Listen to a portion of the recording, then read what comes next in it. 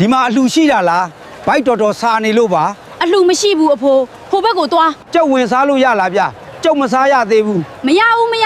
အဖိုးစုပ်ပြတ်တက်နေတာပဲ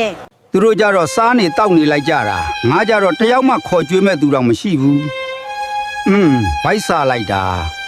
ကျမပကံဆေးရင်တွေ့လို့လေထမင်းမစားရသေးဘူးမဟုတ်လားစားလိုက်အောင်နော် ကျေးဇူးတင်ပါတယ်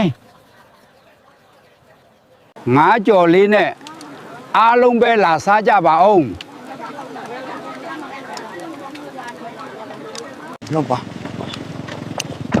အဖေ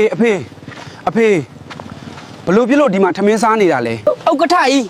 လာပါအောင်ကျမတို့နဲ့ထမင်းလာစားပါအောင် စားလဲမစားဘူးငါထမင်းစားဖို့လာတော့ငါ့ကိုအောထုတ်ကြတဲ့မိန်းမတွေအခုဘာလာလောက်ကြတာလဲငါကဥက္ကဋ္ဌဖြစ်နေလို့လား ငါ့ကိုထမင်းလာပို့ပေးတဲ့အဖွားကြီးကိုခေါ်ပေးစမ်းပါငါရဲ့စေတနာစစ်မှန်မှုကိုစမ်းသပ်တဲ့ပွဲမှာအဲ့အဖွားကြီးကိုငါပေးမယ် ကောခမ ्या ရဲ့စေတနာကိုအရန်ချီးကျူးပါတယ်ဗျာခမ ्या ကိုကျုပ်ရဲ့တိုက်တလုံးနဲ့ရွှေ30သားပေးမယ်ဗျာ ဝမ်းသားလိုက်တာဥက္ကဋ္ဌကြီးရဲ့